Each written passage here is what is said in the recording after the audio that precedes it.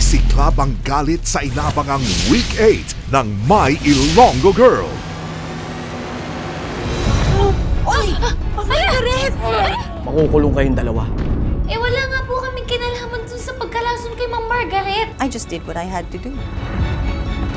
Ako ang may kasalanan. Akong mag-isa ang nagluto nung araw na yun. Sunod-sunod na ang kalbaryo sa buhay ni Tata. Umuwi na kayo kay Maymay. Walang kasama yung kapatid niyo sa bahay. Sir Gob, nagmamangawa po ako na iuro niyo po yung kaso. Tata, pwede ba tumigil ka na? Lahat ng pinagdaanan natin, wala lang yun sa'yo. Ay, talagang babae ka! Ayaw mo talaga umalis! Sakmal na baka mo, ha? Tama ko sabi! Kapag sagad na sa buto ang kasamaan ng kaaway, Hoy! Sino ba? Hoy! Magnanakaw! sa impyerno na ang sunod na laban. Bakit may usok? Puso! Ay! Sunod! Kuya, kuya! Sunod! Tara na! Hindi, kuya, yan talaga meron tayo eh! Mapapatay po natin yung apoy! Taka na, kuya! Hindi na! Sa gitna ng unos, isang bisita ang paparating.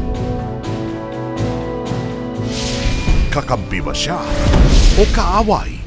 Do your jobs! Wala na ang dating Tata na kinayan-kayanan, minaliit at inabi nila. Hindi mo na ako makakayantayanan ngayon!